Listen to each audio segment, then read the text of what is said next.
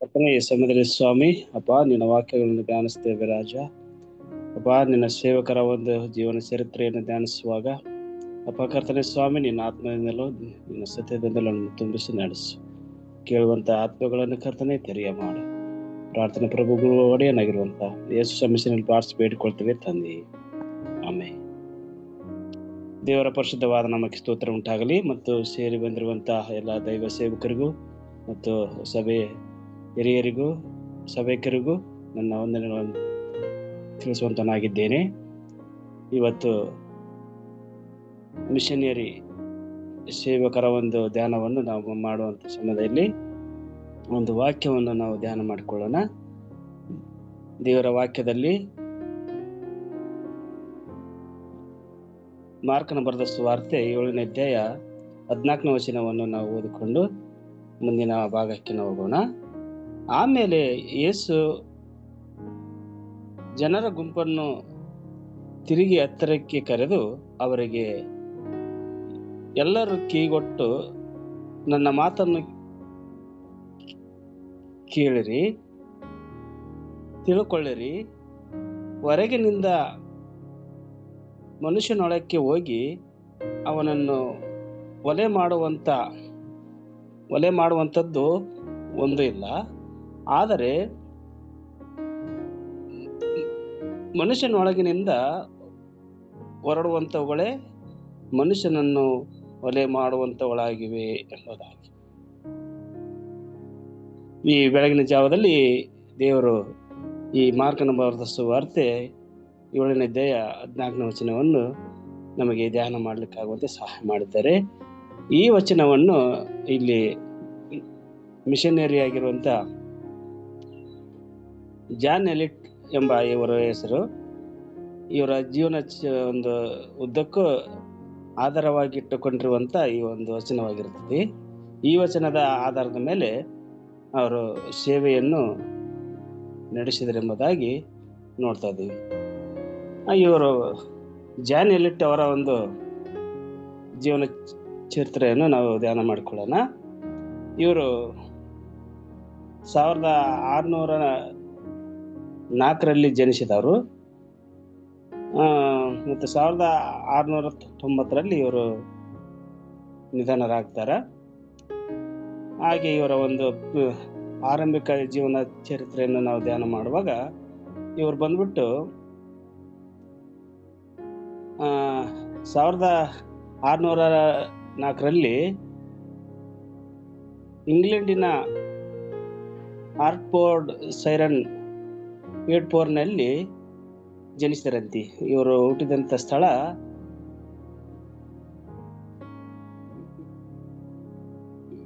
ಏಡ್ಪೋರ್ನಲ್ಲಿ ಅಂತ ಒಂದು ಊರ ಹೆಸರದು. ಇವರು ವಿದ್ಯಾಭ್ಯಾಸ ಮಾಡಿದಂಥ ಸ್ಥಳ ಕೇಂಬ್ರಿಡ್ಜ್ ಜೀಸಸ್ ಕಾಲೇಜಿನಲ್ಲಿ ಇವರು ವ್ಯಾಸಂಗ ಮಾಡ್ತಾರೆ. ಅಲ್ಲಿ ಅವರು ಅನೇಕ ವರ್ಷಗಳ ತನಕ ಅಲ್ಲಿ ವ್ಯಾಸಂಗ ಮಾಡಿ ಅವರ ಎಲ್ಲ ವಿದ್ಯಾಭ್ಯಾಸ ಮುಗಿದ ನಂತರ ಅವ್ರು ಏನು ಮಾಡ್ತಾರೆ ಅಂತಂದರೆ ಅಮೆರಿಕ ದೇಶಕ್ಕೆ ಅವರು ವಲಸೆ ಹೋಗ್ತಾರೆ. 1631ರಲ್ಲಿ ಅವರು ಧಾರ್ಮಿಕ ಸ್ವಾತಂತ್ರ್ಯ ಮತ್ತು ಸೇವೆಗೆ ಅವಕಾಶಗಳನ್ನು ಹುಡುಕುತ್ತಾ ಮ್ಯಾಸಚೂಸೆಟ್ಸ್ ಬೇ ಕಾಲೋನಿಯಲ್ಲಿ ಅವರು ವಾಸ ಮಾಡುತ್ತಾ ಅಲ್ಲಿ ಆ ಒಂದು ದೇಶಕ್ಕೆ ಅವರು ವಲಸೆ ಹೋಗಿರ್ತಾರೆ. ಅವರು ಮತ್ತು ಸಭಾಪಾಲಕರಾಗಿರುವಂಥ ಒಂದು ಊರು ಬೋಸ್ಟನ್ ಬಳಿಯಲ್ಲಿರುವಂಥ ರಾಕ್ಸಬರಿ ಅಂತ ಒಂದು ಊರು. ಆ ಊರಲ್ಲಿ ಅವರು ಸಭಾಪಾಲಕರಾಗಿ ಸೇವೆ ಸಲ್ಲಿಸ್ತಾರೆ. ಸುಮಾರು ಅವರು 60 ವರ್ಷಗಳ ಕಾಲ ನಿಷ್ಠೆಯಿಂದ ಸೇವೆ ಸಲ್ಲಿಸಿದರು ಎಂಬುದಾಗಿ ಹಿಸ್ಟ್ರಿಯಲ್ಲಿ ನಾವು ನೋಡ್ತಾ ಇದ್ದೀವಿ. ಹಾಗೆ ಅವರು ಸೇವೆ ಮಾಡ್ತಾ ಇರುವಾಗ ಒಂದು ದಿನ ಅವರಿಗೆ ಮಿಷನರಿಗೆ ಕರೆ ಬಂತು. ಆ ಕರೆ ಏನೆಂಬುದಾಗಿ ನೋಡುವಾಗ ಇಂಗ್ಲಿಷ್ ವಸಾಹತುಗಾರರಿಗೆ ಸೇವೆ ಸಲ್ಲಿಸಬೇಕೆಂಬುದಾಗಿ. ವಸಾಹತು ಸುತ್ತಲೂ ಅಂದ್ರೆ ಅದು ವಸಾಹತು ಅಂದ್ರೆ ಒಂದು ಪ್ರಾಂತ, ಆ ಪ್ರಾಂತದ ಸುತ್ತಲೂ ಇರುವಂತ ಎಲ್ಲ ಸ್ಥಳೀಯರಿಗೂ ಅಮೆರಿಕನ ಜನರಿಗೆ ಈ ಜಾನ್ ಎಲಿಯಟ್ ಅವರು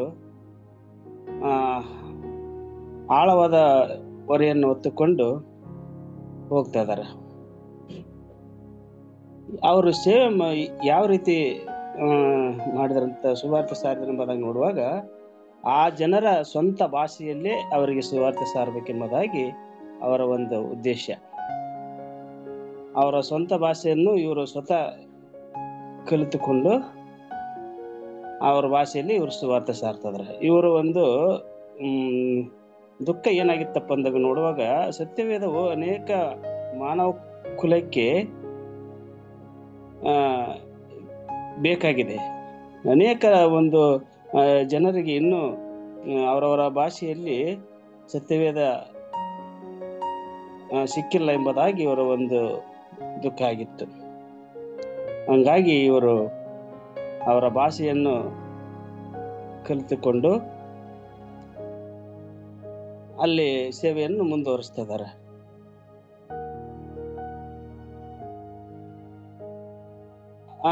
ಇವ್ರು ಏನ್ ಮಾಡ್ತಾರಂತಂದ್ರೆ 1604ರಲ್ಲಿ ಜನಿಸಿದಂತ ಜಾನ್ ಎಲಿಯಟ್ ಅವರು ಅವ್ರ ಭಾಷೆ ಯಾವ್ದು ಕಲಿಬೇಕಾಗಿತ್ತು ಅಂತಂದ್ರೆ, ಇವರು ಅಮೆರಿಕದ ಆಲ್ಗೋನ್ಕ್ಯೂನ್ ಜನರ ಭಾಷೆ ಕಲಿಬೇಕಾಗಿತ್ತು. ಆಲ್ಗೋನ್ಕ್ಯೂನ್ ಅಂತೆ ಆ ಭಾಷೆಯ ಹೆಸರು. ಆ ಭಾಷೆಯನ್ನು ಕಲಿತು ಆ ಜನರಿಗೆ ಸೇವೆ ಸಲ್ಲಿಸಬೇಕಾಗಿತ್ತು. ಹಂಗಾಗಿ ಇವರು 60 ವರ್ಷಗಳ ಕಾಲ ಸೇವೆ ಸಲ್ಲಿಸಿದರು. ಆ ಭಾಷೆಯನ್ನು ಅವರು ಕಲಿಯೋದಕ್ಕೆ ಎಷ್ಟು ವರ್ಷಗಳ ಕಾಲ ಹಿಡಿತು. ಮುಖ್ಯವಾಗಿ ಅವರು ಒಂದು ಕಾರ್ಯವನ್ನು ಮಾಡಿದರು. 1661ರಲ್ಲಿ ಹೊಸ ಒಡಂಬಡಿಕೆಯನ್ನು ಮತ್ತು 1663ರಲ್ಲಿ ಹಳ ಒಡಂಬಡಿಕೆಯನ್ನು ಅವರು ಅನುವಾದಿಸಿದ್ರಂತೆ. ಹೀಗೆ ದೇವರ ವಾಕ್ಯದ ಸಂತೋಷವನ್ನು ಅವರು ಹೃದಯದೊಳಗೆ ತಂದುಕೊಂಡು 1674ರಲ್ಲಿ ಹೊತ್ತಿಗೆ ಒಂದು ಪ್ರಾರ್ಥನಾ ಕೂಟವನ್ನು, ಪ್ರಾರ್ಥನಾ ಗುಂಪನ್ನು ಅವರು ಏರ್ಪಡಿಸಿದ್ರಂತೆ. ಆ ಪ್ರಾರ್ಥನಾ ಗುಂಪಿನಲ್ಲಿ ಇದ್ದಂತ ಆತ್ಮಿಕವಾಗಿದ್ದಂಥವರನ್ನು, ಸತ್ಯವೇದವನ್ನು ಆಳವಾಗಿ ಧ್ಯಾನ ಮಾಡಿದಂಥವರನ್ನು, ಆಸಕ್ತಿ ಉಳ್ಳವರನ್ನು, ದೇವರ ಸೇವೆ ಮಾಡುವಂಥವರನ್ನು ಸಭಾಪಾಲಕರನ್ನಾಗಿ ಬೆಳೆಸಿದರಂತೆ. ಒಟ್ಟು ಅವರು 24,000 ಜನರನ್ನು ದೇವರ ರಕ್ಷಣೆ ಮಾರ್ಗದಲ್ಲಿ ಕರೆತಂದರು ಎಂಬುದಾಗಿ ನೋಡ್ತಾ ಇದ್ದೀವಿ. ಅವರಿಗೆ ಒಂದು ಹೆಸರು ಬಂತು, ಅಮೆರಿಕದ ಅಪೊಸ್ತಲ ಎಂಬುದಾಗಿ ಅವರಿಗೆ ಒಂದು ಹೆಸರು ಬಂತು. ಅವರ ಜೀವನವು ಇಂದು ನಮಗೆ ಸವಾಲಾಗ್ತೈತಿ. ಇಲ್ಲಿ ಹೇಳ್ತಿದ್ದಾರೆ ಅವರು, ಪ್ರಿಯರೇ, ನೀವು ದೇವರ ಧ್ವನಿಯನ್ನು ಆಲಿಸುತ್ತಾ ಮತ್ತು ರಾಷ್ಟ್ರಗಳಿಗೆ ಆತನ ವಾಕ್ಯವನ್ನು ತರುವ ಸವಾಲಕ್ಕೆ ನಿಮ್ಮನ್ನು ಒಪ್ಪಿಸಿ ಕೊಡುತ್ತೀರಾ ಎಂಬುದಾಗಿ. ಈ ರೀತಿಯಾಗಿರುವಂತ ಅವರ ಒಂದು ಸೇವೆ ಆಗಿತ್ತು ಎಂಬುದಾಗಿ ನಾವು ನೋಡ್ತಾ ಇದ್ದೀವಿ. ಅವರು ಸ್ಥಳೀಯ ಅಮೆರಿಕರಿಗೆ ಸೇವೆ ಸಲ್ಲಿಸಿದಂತ ಒಂದು ವಿಷಯಗಳನ್ನು ನೋಡೋಣ. ಉತ್ತರ ಅಮೆರಿಕದ ಸ್ಥಳೀಯ ಜನರಿಗೆ ಎಲಿಯಟ್ ಅವರು ಮೊದಲ ಪ್ರೊಟೆಸ್ಟೆಂಟ್ ಸುವಾರ್ತೆಗಳಲ್ಲಿ ಇವರೊಬ್ಬರಾಗಿರ್ತಾರಂತೆ. ಮೊಟ್ಟ ಮೊದಲು ಪ್ರೊಟೆಸ್ಟೆಂಟ್ ಸುವಾರ್ತೆಗಳಲ್ಲಿ ಇವರೊಬ್ಬರಾಗಿರ್ತಾರೆ. ಮತ್ತು ಸುವಾರ್ತೆಯನ್ನು ತಿಳಿಸಲು ಭಾಷೆ ಮುಖ್ಯ ಎಂದು ಅವರು ಅರಿತುಕೊಂಡಿದ್ರಂತೆ. ಆದ್ದರಿಂದ ಅವರು ಆಂಗ್ಲೋನ್ಕ್ಯೂನ್ ಭಾಷೆಯನ್ನು ನಿರ್ದಿಷ್ಟವಾಗಿ ಅಭ್ಯಾಸ ಮಾಡಿ ಬಹಳ ಶ್ರಮ ಪಟ್ಟರು ಎಂಬುದಾಗಿ ನಾನು ನೋಡ್ತಾ ಇದ್ದೀನಿ. ಮತ್ತು ಸತ್ಯವೇದದ ಅನುವಾದ 1663ರಲ್ಲಿ ಅವ್ರು ಏನ್ ಮಾಡ್ತಾರೆ ಅಂದ್ರೆ, ಜಾನ್ ಎಲಿಯಟ್ ಅವರು ಅಮೆರಿಕದಲ್ಲಿ ಮುದ್ರಿಸಲಾಗದ ಮೊದಲ ಸತ್ಯವೇದವನ್ನು ಪೂರ್ಣಗೊಳಿಸಿದ್ರಂತೆ. ಇದನ್ನು ಸ್ಥಳೀಯ ಮ್ಯಾಸಚೂಸೆಟ್ ಭಾಷೆಗೆ ಅನುವಾದಿಸಲಾಗಿತ್ತಂತೆ. ಈ ರೀತಿಯಾಗಿರುವಂತ ಒಂದು ಸೇವೆಯಲ್ಲಿ ಮತ್ತು ಅವ್ರು ಏನ್ ಹೇಳ್ತಾರೆ ಅಂದ್ರೆ, ಇಲ್ಲಿ ಸತ್ಯವೇದದ ಸ್ಥಳೀಯ ಅಮೆರಿಕರಿಗೆ ತಮ್ಮ ಸ್ವಂತ ಭಾಷೆಯಲ್ಲಿ ಧರ್ಮ ಗ್ರಂಥವನ್ನು ಓದಲು ಅವಕಾಶ ಮಾಡಿಕೊಟ್ಟರು. ಈ ರೀತಿಯಾಗಿ ಜಾನ್ ಎಲಿಯಟ್ ಅವರು ತಮ್ಮ ಸೇವೆಯಲ್ಲಿ ಅವರ ಭಾಷೆಯನ್ನು ಸ್ವತಃ ತಾವು ಕಲಿತಾದ ಮೇಲೆ ಆ ಒಂದು ಭಾಷೆಯಲ್ಲಿ ಸತ್ಯವೇದವನ್ನು ಮುದ್ರಣ ಮಾಡಿದ್ರು ಎಂಬುದಾಗಿ ನಾವು ಈ ರೀತಿಯಾಗಿರುವಂತ ಸಮಯದಲ್ಲಿ ಅವರ ಸೇವೆ ಜೀವನಕ್ಕೆ ಉದ್ದಕ್ಕೂ ಇನ್ನೊಂದು ವಚನವನ್ನು ಅವರು ಇಲ್ಲಿ ನಮಗೆ ತಿಳಿಸ್ತಿದಾರ. ರೋಮಪುರದವರಿಗೆ ಬರೆದ ಪತ್ರಿಕೆ 10ನೇ ಅಧ್ಯಾಯ 14ನೇ ವಚನದಲ್ಲಿ, ಆದರೆ ತಾವು ಯಾವುದನ್ನು ನಂಬಲಿಲ್ಲವೋ ಆತನ ನಾಮವನ್ನು ಹೇಳಿಕೊಳ್ಳುವುದು ಹೇಗೆ, ಮತ್ತು ಆತನ ಸುದ್ದಿ ಕೇಳಿದವರಲ್ಲಿ ಆತನನ್ನು ನಂಬುವುದು ಹೇಗೆ? ಸಾರಿ ಹೇಳುವವನಿಲ್ಲದೆ ಕೇಳುವುದು ಹೇಗೆ? ಸಾರುವವರು ಕಳಿಸಲ್ಪಡದೆ ಸಾರುವುದೆಲ್ಲಿ ಎಂಬುದಾಗಿ ಈ ವಚನವನ್ನು ಅವರು ಮನದಾಳದಿಂದ ಧ್ಯಾನ ಮಾಡಿ ದೇವರ ಸೇವೆಯನ್ನು ಮಾಡಿದರು ಎಂಬುದಾಗಿ ನಾವು ನೋಡ್ತಾ ಇದ್ದೀವಿ. ಈಗ ಕೆಲವು ಸತ್ಯವೇದದ ವಾಕ್ಯಗಳನ್ನು ನಾವು ಧ್ಯಾನ ಮಾಡಿಕೊಳ್ಳೋಣ. ಇಲ್ಲಿ ಯೇಸುಸ್ವಾಮಿ ಮಾರ್ಕನ ಬರೆಸುವಾರ್ತೆ 7ನೇ ಅಧ್ಯಾಯ 14ನೇ ವಚನದಲ್ಲಿ ನಾವು 1ನೇ ವಚನದಿಂದ ನೋಡುವಾಗ ಅಲ್ಲಿ ಕೆಲವು ಸಂಗತಿಗಳು ನಡೀತಾ ಇದಾವು. ಏನಂತಂದ್ರೆ, ಶಿಷ್ಯರ ಮೇಲೆ ತಪ್ಪು ಹೊರಿಸುವಂತ ಒಂದು ಜನ ಇಲ್ಲಿ ಬಂದು ಯೇಸುಸ್ವಾಮಿ ಹತ್ರ ಬಂದು, ನಿನ್ನ ಶಿಷ್ಯರು ಕೈ ತೊಳ್ಕೊಳ್ಳದೆ ಊಟ ಮಾಡ್ತಾ ಇದಾರ, ಹಿರಿಯರಿಂದ ಬಂದ ಸಂಪ್ರದಾಯಗಳನ್ನು ತಾಸ್ತಾರ ಮಾಡ್ತಾ ಇದಾರ ಅಂತಕ್ಕದ್ದನ್ನು ಯೇಸುಸ್ವಾಮಿ ಹತ್ರ ಬಂದು ದೂರ ಹೇಳುವಂಥದ್ದನ್ನು ಇವರು ಕಂಪ್ಲೇಂಟ್ ಮಾಡೋದನ್ನು ನಾನು ನೋಡ್ತಾ ಇದ್ದೀನಿ. ಅದಕ್ಕೆ ಯೇಸುಸ್ವಾಮಿ ಅವರು ಅವರ ಒಂದು ಆಲೋಚನೆಗಳನ್ನು ತಿಳಿದು ಒಳ್ಳೆ ಒಂದು ವಾಕ್ಯಗಳನ್ನು ಅಲ್ಲಿ ಅವರಿಗೆ ಹೇಳ್ತಾ ಇದ್ದಾರೆ. ಈ ಒಂದು 7ನೇ ಅಧ್ಯಾಯ ನಮಗೇನ್ ತೋರಿಸ್ತೈತೆ ಅಂದ್ರೆ, ಯೇಸುಸ್ವಾಮಿ ಒಬ್ಬ ಹೃದಯ ಡಾಕ್ಟರ್ ಅಂತ ಹೇಳ್ಬೋದು ನಾವು. ಈ 7ನೇ ಅಧ್ಯಾಯದಲ್ಲಿ ನೋಡುವಾಗ ಹೃದಯದಲ್ಲಿ ಇರುವಂತ ಕಲ್ಮಶ ವಿಷಯದಲ್ಲಿ ಮತ್ತು ಹೃದಯದಲ್ಲಿ ಯಾವುದಿರಬೇಕು, ಯಾವುದು ಇರಬಾರ್ದು, ಹೃದಯಕ್ಕೆ ಬರುವಂತ ರೋಗಗಳು ಯಾವ್ಯಾವ ಅಂತಕ್ಕದ್ದನ್ನು ಬಹಳ ಸ್ಪಷ್ಟವಾಗಿ ಹೇಳ್ತಾ ಇದ್ದಾರೆ. ಈ ಲೋಕದ ವೈದ್ಯರು ಹಾರ್ಟ್ ಪ್ರಾಬ್ಲಮ್ ವಿಷಯದಲ್ಲಿ ಚೆಕ್ ಮಾಡುವಾಗ ಅದು ಬ್ಲಾಕೇಜ್ ಆಗ್ತೈತಿ, ಒಂದು ನರ, ಆ ನರದಿಂದ ಹಾರ್ಟ್ ಪ್ರಾಬ್ಲಮ್ ಆಗ್ತೈತಿ ಅಂತ ಹೇಳ್ತಾ ಇದಾರೆ. ಕೊಬ್ಬಿನಾಂಶ ಜಾಸ್ತಿ ಆತಂತಂದ್ರೆ ಅದು ಬ್ಲಾಕೇಜ್ ಆಗಿ ಹಾರ್ಟ್ ಪ್ರಾಬ್ಲಮ್ ಆಗ್ತೈತಿ ಅಂತ ಹೇಳ್ತಾರೆ. ಆದರೆ ನಮ್ಮ ಸ್ವಾಮಿ ಕೂಡ ಏನ್ ಹೇಳ್ತಾರೆ ಅಂತಂದ್ರೆ, ಹೊಟ್ಟೆ ಒಳಗೆ ಹೋಗುವಂತ ಪದಾರ್ಥವು ಯಾವುದು ಮನುಷ್ಯನನ್ನು ಒಲೆ ಮಾಡೋದಿಲ್ಲ. ಆದರೆ ನಾವು ಊಟ ಮಾಡುವಂಥದ್ದು ಹೊಟ್ಟೆ ಒಳಗೆ ಹೋಗಿ ಅದು ಬಯಲು ದೇಶಕ್ಕೆ ಹೋಗ್ತೈತಿ, ಆದರೆ ಅದು ಹೃದಯದ ಒಳಕ್ಕೆ ಹೋಗೋದಿಲ್ಲ. ಹೃದಯದ ಒಳಕ್ಕೆ ಹೋಗುವಂಥವುಗಳು ಅವು ಬೇರೆ ಬೇರೆ ಅದಾವು. ಯಾವ್ಯಾವ ಅಂತ ನೋಡುವಾಗ ಅಲ್ಲಿ ಸ್ವಾಮಿಯವರು ಒಂದು ಲಿಸ್ಟ್ ಮಾಡ್ಯಾರ. ಮನುಷ್ಯನ ಹೊಟ್ಟೆ ಒಳಕ್ಕೆ ಹೋಗುವಂಥವುಗಳು ಯಾವ್ಯಾವ ಅಂತಂತಂದ್ರೆ ಅಲ್ಲಿ ಹೇಳ್ತಿದ್ರು ಸ್ವಾಮಿ,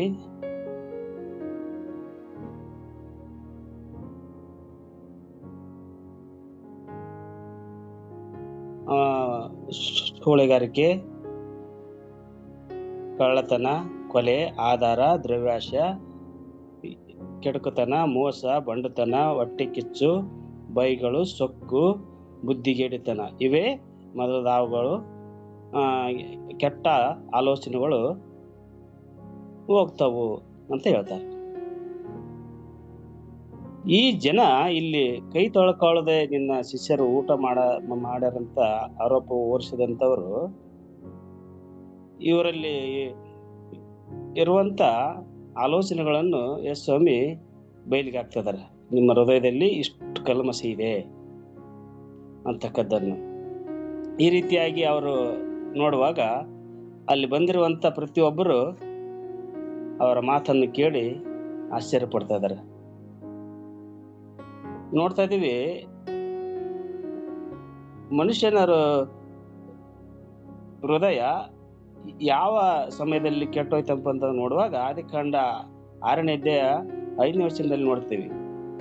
ಮನುಷ್ಯನು ತನ್ನ ಹೃದಯದಲ್ಲಿ ಯೋಚಿಸದೆಲ್ಲದು ಬರೀ ಕೆಟ್ಟದ್ದೇ ಎಂಬುದಾಗಿ ಹೇಳ್ತಾ ಇದ್ದಾರೆ ಅವರಲ್ಲಿ. ಸ್ನಾನಿಕನಾದ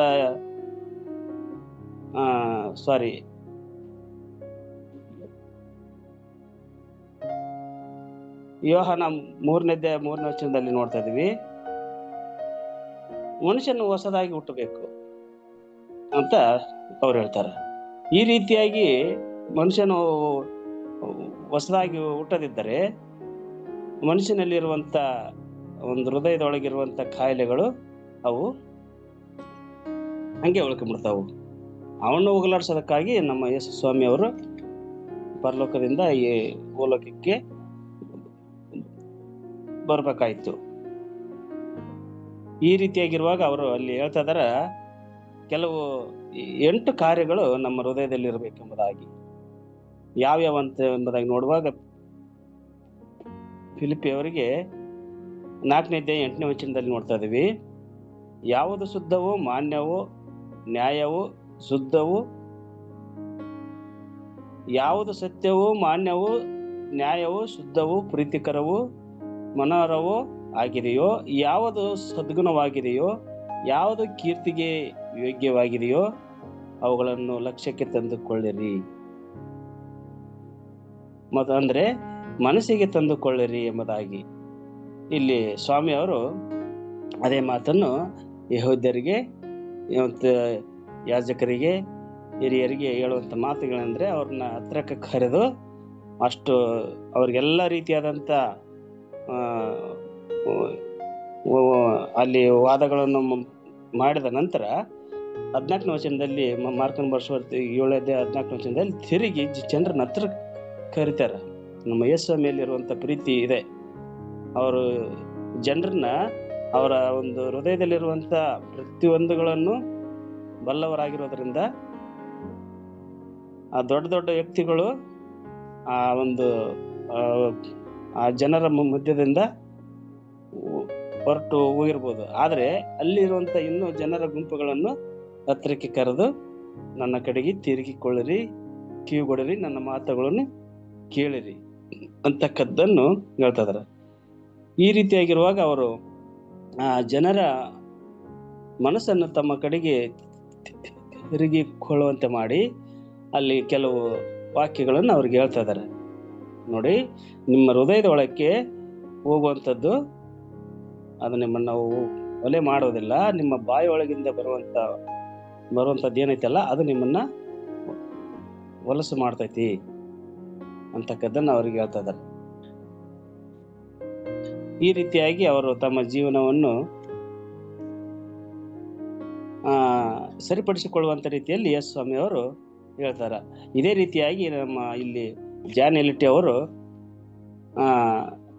ಆ ಒಂದು ಭಾಷೆಯನ್ನು ಕಲಿತುಕೊಂಡು ಅವರದೇ ಆದಂತ ಭಾಷೆಯಲ್ಲಿ ಅವರಿಗೆ ಸುವಾರ್ತೆಯನ್ನು ಸಾರಿ ಅನೇಕ ಜನರನ್ನು ರಕ್ಷಣಾ ಮಾರ್ಗದಲ್ಲಿ ನಡೆಸಿದರು ಎಂಬುದಾಗಿ ನಾವು ನೋಡ್ತಾ ಇದ್ದೀವಿ. ಮುಖ್ಯವಾಗಿ ನಾವು ನೋಡ್ತಾ ಇದ್ದೀವಿ ಅವರ ಒಂದು ದೇಹದಲ್ಲಿ ನಿರಂತರ ಎಂಬುದಾಗಿ ನೋಡುವಾಗ ಭಾಷೆಯಲ್ಲಿ ಕಲಿಕೆ ಮತ್ತು ಸತ್ಯವೇದ ಅನುವಾದದಲ್ಲಿ ಎಲಿಟ್ ಅವರು ದಶಕಗಳ ಕಾಲದ ಒಂದು ಶ್ರಮ ಫಲಿತಾಂಶಗಳು ನಿಧಾನವಾಗಿ ಕಂಡು ಬಂದವು ಎಂಬುದಾಗಿ ನೋಡ್ತಾ ಇದ್ದೀವಿ. ಈ ರೀತಿಯಾಗಿ ಜಾನ್ ಎಲಿಟ್ ಅವರು ಇಂಥ ವಾಕ್ಯಗಳನ್ನು ಅಧ್ಯಯನ ಮಾಡಿ ಜನರ ಮುಂದೆ ತಮ್ಮ ಸೇವೆಯನ್ನು ಸಲ್ಲಿಸುತ್ತಾ ಅವರು ಒಟ್ಟು 86 ವರ್ಷ ಈ ಲೋಕದಲ್ಲಿ ದೇವರಿಗಾಗಿ ಜೀವಿಸಿ ನಿಧನರಾದರೆಂಬುದಾಗಿ ನಾವು ನೋಡ್ತೇವೆ. ಹಾಗೆ ನಾವು ಅವರ ಒಂದು ಜೀವನ ಚರಿತ್ರೆಯನ್ನು ಧ್ಯಾನ ಮಾಡಿಕೊಳ್ಳುವ ಹಾಗೆ ದೇವರು ಸಹಾಯ ಮಾಡಿದ್ದಾರೆ. ನಾವು ಈ ಸಮಯದಲ್ಲಿ ಪ್ರಾರ್ಥನೆ ಮಾಡಿಕೊಂಡು ಮುಕ್ತಾಯ ಮಾಡಿಕೊಳ್ಳೋಣ. ಪ್ರೀತಿ ಸ್ವರೂಪನಾಗಿರುವಂತ ನಮ್ಮ ಪರಲೋಕದ ತಂದೆಯೇ, ನಿಮಗೆ ಸ್ತೋತ್ರವಾಗಲಿ ಸ್ವಾಮಿ. ದೇವರೇ, ಈ ಬೆಳಗಿನ ಜಾವದಲ್ಲಿ ಜಾನ್ ಎಲಿಟ್ ಅವರ ಒಂದು ಜೀವನ ಚರಿತ್ರೆಯನ್ನು ಧ್ಯಾನ ಮಾಡುವಂತೆ ಸಹಾಯ ಮಾಡಿದ್ದಾರೆ. ದೇವರೇ, ಅವರು ಅವರದೇ ಆದಂತ ಭಾಷೆಯಲ್ಲಿ ಆಯಾ ದೇಶದಲ್ಲಿ ಆ ಜನರ ಒಂದು ಆಲೋಚನೆಗಳ ಆ ಜನರ ಒಂದು ಸಮಸ್ಯೆ ತಕ್ಕ ಹಾಗೆ ಅವರಲ್ಲಿ ನೆನಕೊಂಡು ನಿನ್ನ ರಾಜ್ಯವನ್ನು ಕಟ್ಟಿದ್ದಾರೆ ಎಂಬುದಾಗಿ ನಾವು ಧ್ಯಾನ ಮಾಡಿದ್ವಿ ಸ್ವಾಮಿ. ದೇವರೇ, ಈ ದಿನಮಾನಗಳಲ್ಲಿ ಕೂಡ ಸ್ವಾಮಿ, ನಾವು ರಾಜ ನಿನ್ನ ಸೇವೆಯಲ್ಲಿ ಅನೇಕರಿಗೆ ನಿನ್ನ ಸುವಾರ್ತೆಯನ್ನು ಸಾರಬೇಕು. ಅದಕ್ಕೆ ಬಾಗಿಲನ್ನು ತೆರೆದುಕೊಟ್ಟು ಅಪ್ಪ ನಮ್ಮನ್ನು ನಡೆಸ್ರಿ. ಅಪ್ಪ, ಇಲ್ಲಿ ಸೇರಿರುವಂಥ ಎಲ್ಲ ನಿನ್ನ ಸೇವಕರನ್ನು ಆಶೀರ್ವಾದ ಮಾಡ್ರಿ. ಮುಖ್ಯವಾಗಿ ಕರ್ತನೆ ಸ್ವಾಮಿ, ನಮ್ಮ ಕಲೋಲ್ ಚಪಲ ಸಂಸ್ಥೆಯನ್ನು, ಈ ಸಂಸ್ಥೆಯಲ್ಲಿರುವಂಥ ಹಿರಿಯ ಬೋಧಕರುಗಳನ್ನು, ಅವರ ಕುಟುಂಬವನ್ನು, ಅವರ ಮಕ್ಕಳನ್ನು ಆಶೀರ್ವಾದ ಮಾಡ್ರಿ. ದೇವರೇ, ಇಂಥ ವಾಕ್ಯಗಳನ್ನು ಸ್ವಾಮಿ, ಇಂಥ ಸೇವಕರ ಜೀವನ ಚರಿತ್ರೆಯನ್ನು ಆಳವಾಗಿ ಅಧ್ಯಯನ ಮಾಡಿ ಸೇವಕರುಗಳಿಗೆ ತಿಳಿಸುವಂತೆ ಇಂಥ ಯೋಜನೆಗಳನ್ನು ಹಾಕಿಕೊಂಡು ಸೇವೆ ಸಲ್ಲಿಸುವಂಥ ನಿನ್ನ ಸೇವಕರನ್ನು ಇನ್ನೂ ಕರ್ತನೆ ಹೇರಳವಾಗಿ ನೀವು ಆಶೀರ್ವಾದ ಮಾಡಿ ಅವ್ರಿಗೆ ಬೇಕಾಗಿರುವಂಥ ಆತ್ಮನ ವರದಾನಗಳಿಂದ ಇನ್ನೂ ತುಂಬಿಸಿ ದೇವರೇ ಅಪ್ಪ ನಿನ್ನ ಸೇವೆಯಲ್ಲಿ ಮುನ್ನಡೆಸಿರಿ ಸ್ವಾಮಿ. ಇನ್ನು ಹೆಚ್ಚಿನ ರೀತಿಯಲ್ಲಿ ಸ್ವಾಮಿ ನಿನ್ನ ವಾಕ್ಯವನ್ನು ತಿಳಿದವರಾಗಿ ನಾವು ಜೀವಿಸಲಿಕ್ಕೆ ಸಹಾಯ ಮಾಡ್ರಿ ಮತ್ತು ಸ್ವಾಮಿ, ಎಲ್ಲೆಲ್ಲಿ ನಮ್ಮ ಸಂಸ್ಥೆ ಕಲಾ ಚಪಲ ಸಂಸ್ಥೆ ಸಭೆಗಳು ಕಟ್ಟಲ್ಪಟ್ಟಿದೆಯೋ ಎಲ್ಲ ಸಭೆಗಳ ಮೇಲೆ ಸ್ವಾಮಿ ನಿನ್ನ ಆತ್ಮನ ಇರೋಕೆ ಇರಲಿ. ಹಾಗೆ ಸ್ವಾಮಿ, ಇನ್ನೂ ಎಲ್ಲೆಲ್ಲಿ ಸಭೆ ಕಟ್ಟಬೇಕಾಗಿದೆಯೋ ಅಪ್ಪ ನೀನು ಸಹಾಯ ಮಾಡು, ನೀನೇ ಕೈ ಹಿಡಿದು ನಡೆಸಿರಿ ಸ್ವಾಮಿ. ಈ ದಿನವೆಲ್ಲ ಕರ್ತನೆ ನಿನ್ನ ಸೇವೆಯಲ್ಲಿ ಪಾಲ್ಗೊಳ್ಳುವಂಥ ಪ್ರತಿಯೊಬ್ಬೊಬ್ಬರನ್ನು ಆಶೀರ್ವಾದ ಮಾಡ್ರಿ. ಪ್ರಾರ್ಥನೆ ಪ್ರಭು ಗುರು ಒಡೆಯನಾಗಿರುವಂಥ ಯೇಸು ಸಂಸ್ಥೆಯಲ್ಲಿ ಈ ಪ್ರಾರ್ಥನೆ ಬೇಡಿಕೊಳ್ತೀವಿ ನನ್ನ ಪರಲೋಕದ ತಂದೆ. ಆಮೆನ್.